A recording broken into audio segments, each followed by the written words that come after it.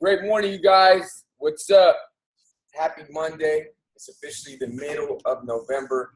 I'm fired up because we got about 5 weeks left in the year, and what better time of the year to put it on. So I'm fired up today. We got a great video for you guys on Triple M Monday Morning Motivation.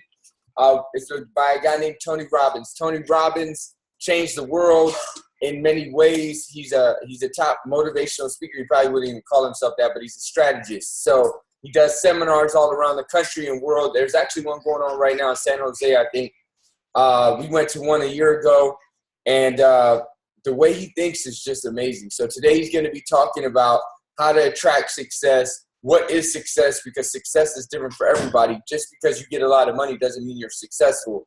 I heard a guy say, it was Grant Cardone. I'm reading this or listening to his book, Be Obsessed or Be Average. He talks about what will people remember you for in 100 years, and it won't be how much money you made. It'll be what you created. It'll be how successful you were in your purpose. So we're going to be listening. Make sure you take out your notes. And if you're at work during the recording, no problem. Make sure you put in your takeaway in the chat bar so that we can get on everybody's perspectives to give us value. So without further ado, let's get it. Welcome, Tony Robbins, the Beast.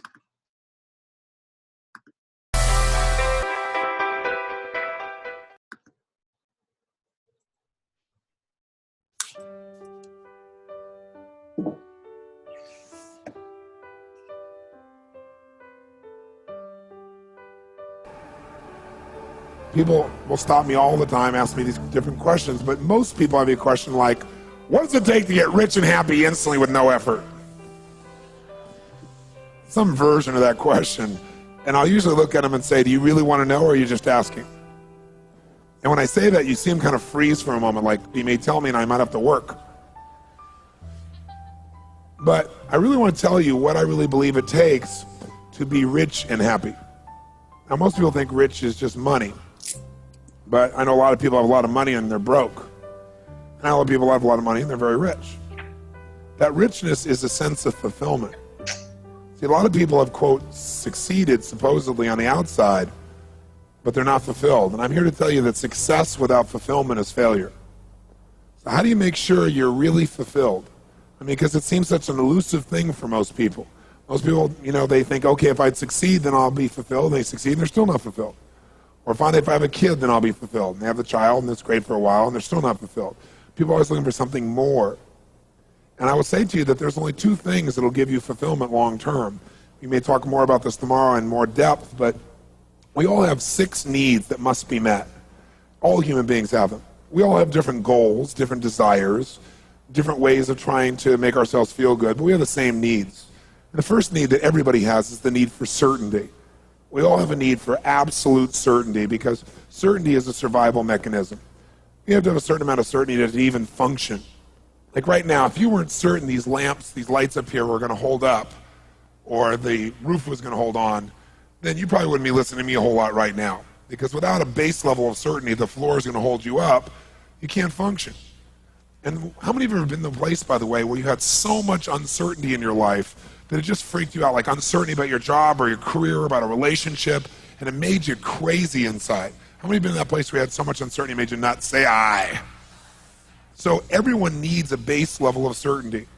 Now, we all try to get that certainty in different ways. So we have the same need worldwide. It doesn't matter who you go to, what country, what culture, what language a person speaks, what their socioeconomic background is. Everybody needs certainty. It is a human need, not a desire, a need. It's built into the human nervous system. But we all go about getting it differently. Like some people try to get certainty by having a routine that's the same every day so then they can be certain how it's going to be. Some people try to get certainty by, surrounding themselves with people that they're smarter than. So they feel like they're always in control of the situation, or by trying to control everyone. Some people get certainty by faith. There's no certainty, so they get it by having trust that they're guided. Everyone has different ways. Some people get certainty that they can be comfortable. That's the basic level of certainty, so you can avoid pain, you can have some pleasure. Base certainty is just that certain you can be comfortable. Most people get that by smoking or drinking or something like that. So everyone's going to find a way to meet their need. You've already found ways to get a certain amount of certainty in your life or you wouldn't be listening to me right now. But the question is the way you're doing it, the way you're getting the need met, is it empowering you or disempowering you, or is it kind of neutral? If you're using drugs or alcohol to get certainty you can be comfortable, it obviously has many, many negative side effects. If you're using faith, it's a different one. If you're using your sense of identity, like, boy, I'm certain, not because everything around me is perfect, but I'm certain because I've always found a way. So my identity is I find a way, and that gives me certainty. So some ways will empower you. So now here's the interesting thing, though. When you get absolutely, totally certain about something, you know what's going to happen, when it's going to happen, how it's going to happen. Let's say in a relationship. You know what's going to happen, what they're going to say, when they're going to say it, how they're going to say it, what's going to occur. When you finally have this ultimate goal of certainty, this need, where you really feel like you're satiating it, you're fully meeting it, then what happens? You feel what? Bored, right? So all of a sudden this thing you wanted so bad, this is funny because people go out and they work so hard to get what they want, then they get it and they're unhappy because now they're bored. It's like most people think the secret to life is make enough money so you'll never have to work again. And the truth of the matter is, if you spend any time with people who have achieved that, you'll find that they're miserable. And they usually start another business or do something else because that is not the secret to life. Because they get bored out of their mind and want to pull their hair out. Because everyone needs to grow and to be stimulated.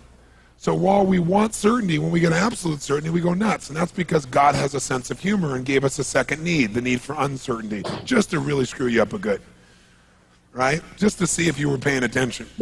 We have a need for certainty, but we simultaneously have a need for uncertainty. We have a need for variety. We have a need for surprise. We have a need to have things that we're not expecting happening. It creates excitement for us. That's what adventure is. If you know what's going to happen, when it's going to happen, how it's going to happen, it feels good for a while, then you're bored. You got to have surprises in your life. You got to have those things that make you grow. When you know what it is, it doesn't, you can predict it. When you're not sure, now you have to grow to deal with the uncertainty. And that growth is what makes us feel happy as human beings inside. Now you can get variety by doing drugs also. Change your state. You can get variety by going to a movie. You know, why do people go to movies? Because it gives them certainty and uncertainty. They're certain they're not going to die, even if the guy in the movie does, right? And yet they have variety. They can vicariously experience all this adventure and surprise and so forth inside that film. How many of you have ever rented a video of a movie you've already seen? Have you ever done this? Say aye. Why rent a movie you've already seen? Answer, because you're certain it's good and you're hoping you forgot enough that there'll be some variety, right? So these two are a paradox, aren't they? They seem to be antithesis of one another, and yet, as a human being, we need to have both of them to really feel good. The third and fourth human needs that all people have are number three is the need for significance. Need for a feeling like your life is significant, it's important, it's unique in some way, it's special, that your life has some kind of purpose. So we all have the need to feel significant, unique, feel like our life has some kind of meaning. What's interesting is, how do you go about it? You know, you can go about it by tearing everybody else down. I'm great because you're horrible. You know, there's two ways to have the tallest building in town. One is tear down everybody else's building. That's what some people do. Other is work harder and build a better building, right? Work like crazy. When everyone else takes lunch, you go for it. So what a lot of people do is to feel significant as they tear other people down. Because then they can feel important. Like if you're moving backwards, that must be moving forward. There's an illusion there. Or you can get significance through violence. Why has violence lasted so long in humanity? Because it meets most of our needs in a very negative way, but it meets it. Listen, I have no education, no background. I live in the hood. I pull out a gun, stick it to your head. Suddenly I am significant. I didn't need education. I didn't need background. I didn't need to create any rapport with you. We have rapport, all right? You're going to respond to me now. I'm significant, and I'm certain that I'm in control of the situation, and I got some variety because this is a unique situation where anything can happen. Meets three of my needs. Violence has been around in humanity's experience forever because it is a way to meet needs. A derogatory way, but it works. And since it works and doesn't require much effort, especially now with the tools of violence, where if you and I had a fight before and I had to punch it out with you, there was some consequence. But now with a high-powered rifle or something that can shoot off 100 shots in about a minute from a distance, I could be a coward and I can still feel significant. I can do whatever I want. There's no consequence to me. You can also do it in neutral ways. You can do it by, you know, dressing really uniquely, right? Like you have a unique style that makes you feel unique and significant. You can do it by skill sets. Having skill that no one else has or is very unique. You can do it by buying more toys. You have nicer cars or homes or something like that. You can do it by getting more PhDs, more degrees, more results that you know. You have that thing next to your name, so you're significant. Every one of us finds a way, right? Because we have to feel significant. Everybody exists. The only question is how. Some people do it by saying, I am a Christian, or I am a Jew, or I'm a whatever, and I'm more unique than you. And then religions fight about who really knows the name of God and kill each other in the name of God. Interesting process that sometimes happens. It's happened in most major religions of the world. Because people are basically fighting over who's more significant to the Creator. Interesting thought process human beings have. Now, the interesting thing is to be significant, you can do it neutral ways, positive ways. You can do it by having more compassion and giving more than anybody else. If you give so much, sure enough, if you know you want to give more and you're more honest and more real, that makes you feel unique, makes you feel special. That doesn't have any downside, only has upside. So you got to figure out, you're going to find a way to be unique. Question is, do you do it through cars and homes? Do you do it through achieving? Do you do it by the kind of love that you share? Do you do it by, doing something with people that makes them feel like you're superior? What do you do? But you do something. You do many things to feel significant. But the problem is, to feel significant, to feel unique, you have to be different than everyone. And that, of course, violates the fourth human need, because God does have a sense of humor. The fourth human need is the need for connection and love. So while you're busy trying to be unique, and I have so many clients, super achievers in the culture, actors, actresses, business people at the top, athletes, who their whole life they wanted to be unique, and then they got this total uniqueness, and now they have no connection because they feel like everybody's trying to get something from them now. They don't really feel the love and connection they wanted, which is the fourth need. Because to be unique and different, I have to be apart from you. This happens in people's intimate relationships all the time as well. Someone says, oh my God, I really want to be at one with this person. And then they start feeling at one with a person, and they love her for a while, and they go, oh, wait a second. I feel like totally loved and connected, but who am I? How am I unique in this world? I'm losing my identity. And then they freak out and pull back from the relationship. Because what they're trying to do is meet two needs simultaneously. You can get connection by being sick, and then everyone will come and pay attention to you. You can do it by creating problems. If you don't give a kid attention for doing something good, they'll do something bad to feel that you really care and you love them, to get your attention. And by the way, all adults are big kids. They do the same thing. Same thing as a child does. Sometimes a little bit more dramatic, sometimes a bit more painful, but the same things that kids do. Because basically most people are still 5 years old emotionally. We respond the same way. Most of us are not directing. We have this great facade, but inside with this little kid. So now here you are in this situation where you want connection. What else can you do? Well, you can have connection by just loving people. You can have connection by way of being in nature, or connection to God through prayer. Or you can have connection by looking at a piece of art and feeling this sense of inspiration. You can have it through meditation. You can have it by making love. You feel this total connection. You can have it through a pet. There's so many ways to get it. You're going to find a way. The only question is, on a scale from 0 to 10, where 0 is none and 10 is totally fulfilled, where are you? Most people find ways that really don't fulfill them totally to bring them up to a 4 or 5. So they're in no man's land. They're not really happy, but they're not unhappy enough to do anything to change it or make it better. And then if you meet these first 4, if you meet the need for certainty and uncertainty, we call it variety, and significance and connection, you'll find a way to meet those. Those are called the fundamental needs. But you will not be rich, happy, fulfilled, really fulfilled, unless you meet the last 2, and very few people meet the last 2. These are the 2 that are the real secret. And that is, number 5 is you must grow. You must grow. And number 6 is you must contribute beyond yourself in a meaningful way. See, you can get certainty by controlling everybody. You can get variety by doing drugs. You can get significance by tearing other people down. You have connection by having a problem all the time that people have to fix. So they pay attention, you feel loved by that. None of those make you a better person. The only way you're going to be fulfilled is if you pick a different set of vehicles. And those vehicles, or those ways of meeting your needs, must cause you to grow. Because no matter how much you earn, how many people think you're great, or what's wonderful in your life, if you don't feel like you're growing, you'll feel like you're dying inside. And anybody you've ever seen who's committed suicide, you thought, how could they do that? I mean, they had the world by the tail because they didn't feel like they're growing. And or even if they were contributing, they didn't feel like their life had any meaning, that they were contributing beyond themselves. I bring this to your attention because I've seen so many people develop such great skills and still be unhappy. So if these are the 6 needs, you got to decide how you're going to play this game. And there's certain beliefs you have that make you do things a certain way. And they may not be serving you, but you keep doing it because it meets some of your needs. It's like, for example, anything a human being does, remember I said they have a reason. So if you smoke cigarettes, even though you know it's terrible, you do it because it meets some of your needs. Maybe initially you did it to be significant or to feel connected to some friends. Or maybe you're so stressed, you're certain when you smoke, you can relax. So now we stop you from smoking, well, you're going to go for something else because you've got to still feel that comfort or you got to still feel significant. So unless we understand what our brain is doing, most of us in life have no idea how to win the game of life. We don't know what the target of the game is. We don't know the goal. And so it's pretty hard to win a game when you don't know what the goal is. I'm here to tell you, having been with a couple million people from 65 countries and having heard every story you can imagine.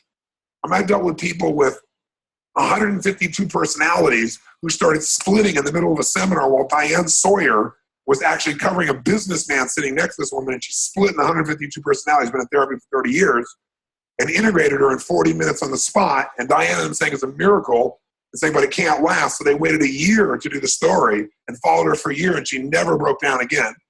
I dealt with that, to people with 152 personalities, to people with like no personality who have a bigger problem, right? Okay, a much bigger problem, right?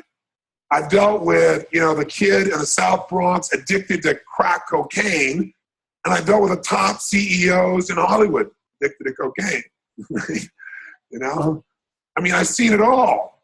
And there's nothing I haven't seen. I've seen people physically abused, emotionally abused. I've seen everything you can imagine to see. You don't have to be bright to see there are patterns. And all these patterns are just trying to meet these same 6 needs. And most people don't know what they're after, so it's kind of hard to get your outcome. You don't know what it is. So what I want to talk to you about for a few minutes here is those last 2 called growth and contribution. Because those are the ticket to freedom. Then we'll go through some fun skills, but I want you to think about your philosophy of life. Because while it's great to have these tools, you need both philosophy and skill to make your life work. If you've got great skill and no guiding philosophy, no guiding set of belief structures, then you are a person that has wonderful mechanics, but you're not really going to be fulfilled and you're not going to make a difference in the world. If you got this wonderful philosophy and you got no skills, All right, powerful stuff. Man, that was epic. You want to share some nuggets with us? What you got? Great morning. So I'm going to share one big takeaway, which actually happened right now. So I loved how he went through all of the needs. And he talked about how as humans, we can all have different goals in our life and we can have different things that we want to achieve, but at the basis, we all have the six same needs, and he went through them and he described them. And I really, really loved when he said, he's like, all patterns in your life are trying to meet the 6 needs. So whether you know it or not, your subconscious is trying to achieve these things because at the basis, again, these are the things that drive us, whether we know it or not.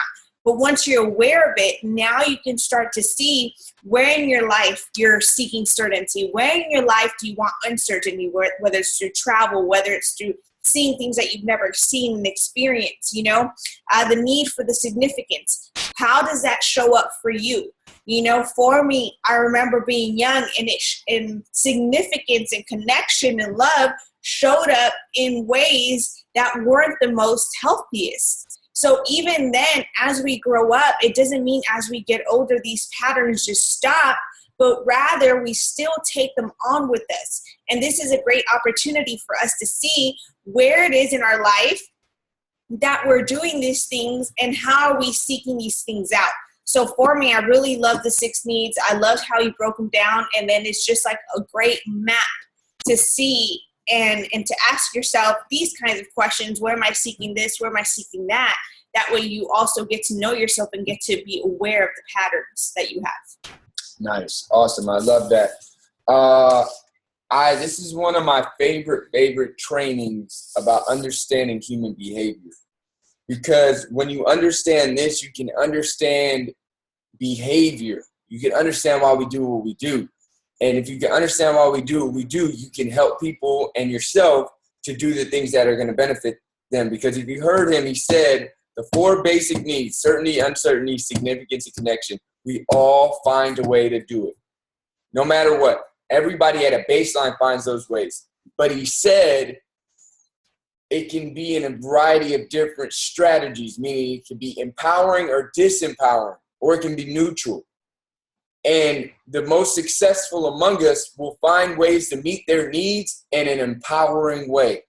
That is the difference. For example, when I was a kid, when I would get home from school, I had certainty. I went to school. That was my routine every day. Certainty.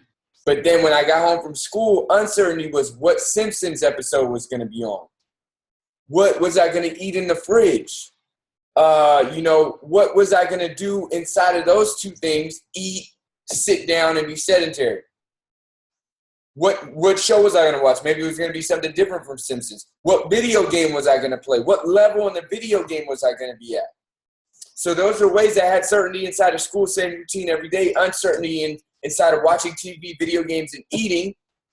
And then I found myself overweight and out of shape. Why? Because my way for getting uncertainty came in the form of me eating and being sedentary.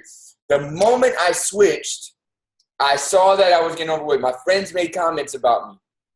And I'd always seen my mom be active, and she's in the Marine Corps, still is. And I said, you know what? I'm going to try this fitness thing. So when I switched my after school to going to the gym and still was able to meet that uncertainty. Why? I could do a different workout every day. I could do arms today. I could do chest day. What is this thing called chest? What is this thing called back? What is this thing called leg day? And I was able to find uncertainty, variety in fitness. So do you see how I'm still meeting the same needs, but guess what? The outcome was completely different. I got in shape. I hit a growth spurt. I got my confidence. I ended up finding a career that I love. So knowing that, we can start to understand, even if for all the coaches on the team, for you and yourself when you're doing what you're doing, but also your clients. When I thought getting into being a wellness coach and helping people get healthy, I was like, okay, it's going to be simple. You eat this and you get better. It's super simple, man. We got the plan. It's like we got the GPS. Right, left, we're good. It's not that easy. Why? Some people find significance in the way they eat. Maybe that's how they connect with their friends. Or maybe that's how they find variety. They always like to try new restaurants and new meals. Maybe that's how they find certainty that makes them feel safe. They know no matter what, comfort food will make me feel safe when things get tough. So you got to understand that certain disempowering things could be providing for these needs. First step is awareness, to separate from the need and see that this is a habit I've been doing or a friend or family member's been doing. And then starting to interject with an empowering habit inside of the four. I'll tell you another one for me, and this one was huge for me, huge. Our need for connection and love is very powerful. And our need for certainty is very powerful, but so is our need for variety. So I had a relationship in college, and I was a knucklehead, so I got hurt. It was mostly my fault. But then I found myself, even though I wanted to be in a relationship, I wanted certainty and I wanted connection and love, I also wanted variety. So what would I do? I would go on a bunch of dates. So even if I had to work hard in school and class was boring and work was boring, that was my certainty. I could get that out of the way. I would find variety in going on dates. I would find variety in going on dates. I didn't need to worry about variety in class. I could get through the boring classes. I didn't need to worry about variety at my work. It was a boring job, but I could get through the boring job. I found my variety in dating. So guess what happened? I didn't get deep connection and love because there was so much variety that it's going to come out somewhere in your life. And then what happened when I got in a relationship now that I'm in with Roxy, the variety couldn't come from dating. And if you don't fix that pattern in your mind, it'll end up in pain later. So what do we have to do? And this is why I've seen so many relationships not work. You still got to find variety. So what did we do? Yesterday we went to the Getty Villa. Sometimes we'll go to the Natural History Museum. A month or two we went to San Antonio. We're always looking for new restaurants. We're always working out at different places. So still getting the variety, but guess what? Now it's in an empowering way. New experiences, new adventures, new places to go in a way that doesn't leave you hurt and, alone. So I didn't understand it for so long. I was like, why? And then I was like, I just have to switch. Because this is what Tony Robbins said at his event. He said, we usually have two dominating forces that we go through. Some people they go more towards variety. They want ultra variety. Every day they want to wear a new pair of socks. Every day, every month they want to go somewhere new. They got to travel like crazy. That's no problem. That's one of their dominating. Some people, for them, they really got to give. They want to give everything. They volunteer every weekend. Some people, they really want to grow. They're obsessed with growth. They go to every gym. They go to every class. We all have two dominating ones.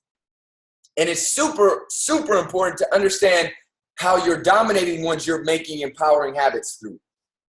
And that's kind of where it becomes, you got to know yourself. You got to see what you've done. You got to kind of check your habits and observe what you've done. I know for me, growing, I feel like for me it's growing, giving, and it's also variety, because I always love new stuff. Adventuring is one of my bigger things. But I got to figure out which one inside of growing and giving. I think it's probably growing, and then it's variety for me. So I've got to be very, very on it to know that I especially do empowering ones in those two. And everybody's two are going to be different. Everybody's two is going to be different. But I encourage you to look at the 6: 1, certainty; 2, variety; 3, significance; 4, connection and love, needs of the person, fundamental needs; 5 is growing; 6 is giving. I encourage you to look at all 6 and see, how am I meeting these? And if you're not meeting 5 and 6, that could be why you're unhappy. You could have a great job. You could have tons of variety. You could have a nice place, a nice car. But if you don't have 5 and 6, you won't fundamentally be fulfilled and happy. So I encourage you to look at all 6. How are you meeting them? And if you're not meeting 5 and 6, do you feel a certain way? That's what I would encourage you. Let's get a few shares from the call-in line, because today was deep. This is one of the most powerful, powerful things to understand. Who's excited to share? Give me a smile. Give me a thumbs up. Come off mute.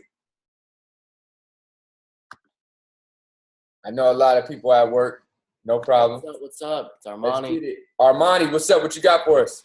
One of my takeaways was the significance and like the variety difference when people are talking about that comfort food, like that's a real thing. I was like guilty of that too, just kind of putting whatever I had into eating this certain type of meal, or like for me it was pastries. So I got big that way, just sitting down and kind of whatever my day went through, kind of putting it in the food, and I didn't feel full, but like the sweetness made me feel better. So, and we're talking about like understanding why people do it. I have a couple of clients that are like kind of like not really feeling it, and this makes a lot more sense of why. She was talking about the holidays are really hard, and I'm like, well, I mean, we got pumpkin spice, we're cool, like you're good, you know.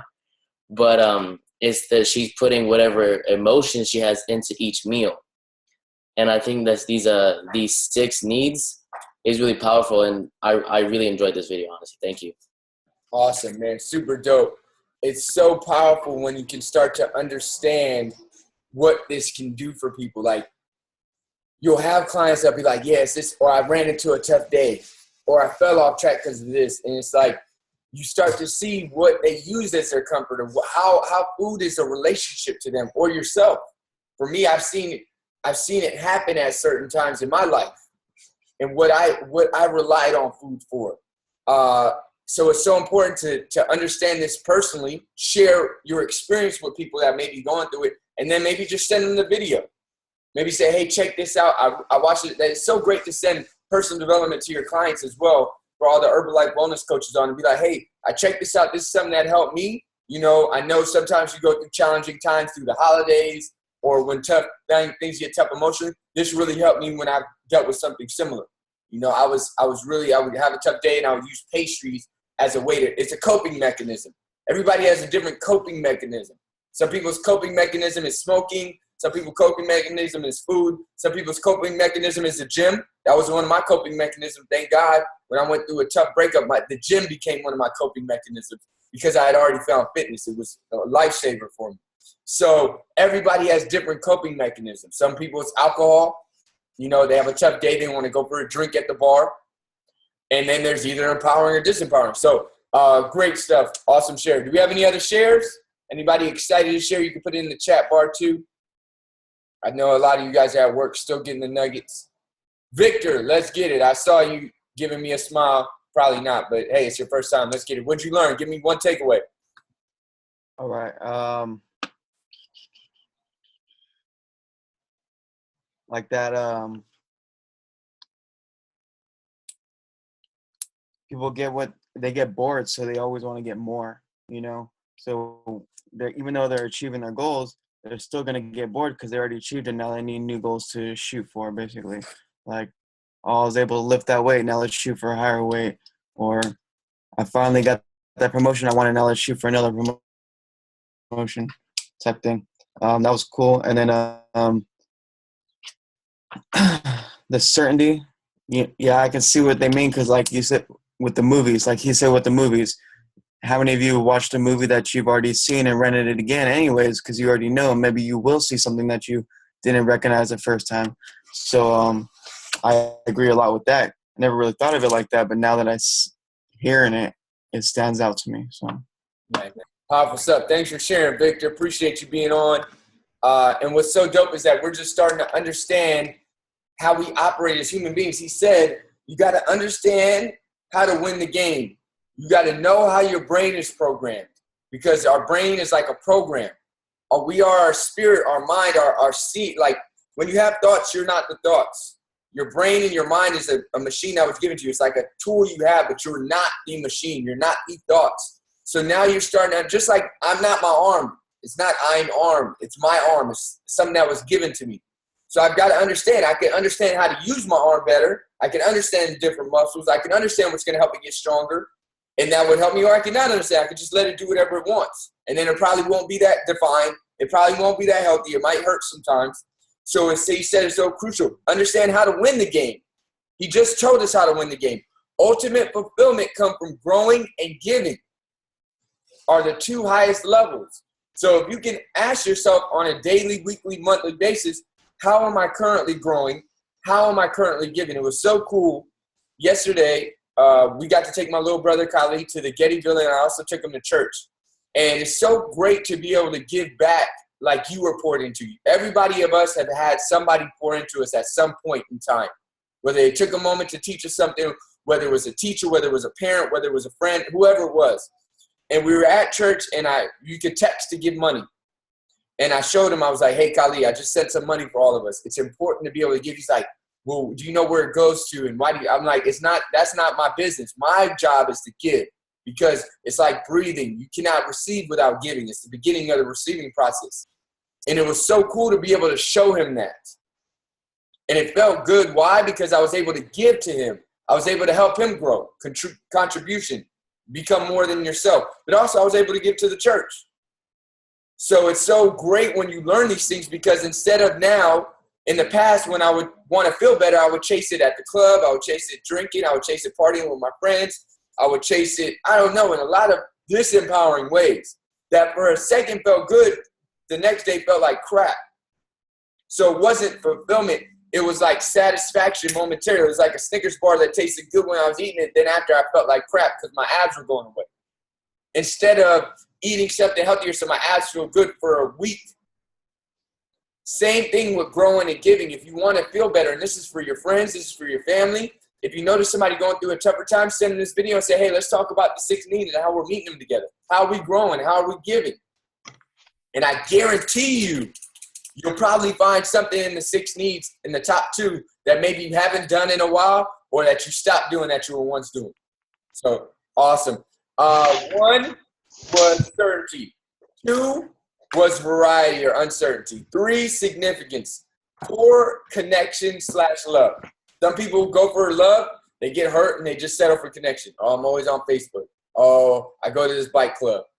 But love is the real one you should go for, even if you got hurt in the past. 5 is growing, becoming more. 6 is contribution, giving, making something more than just yourself. So great stuff today, you guys. Awesome nuggets, man. Let's get it. Have a great day. I'm going to unmute everybody. Have a great Monday. Happy Happy November. Peace. Timber Moose. That's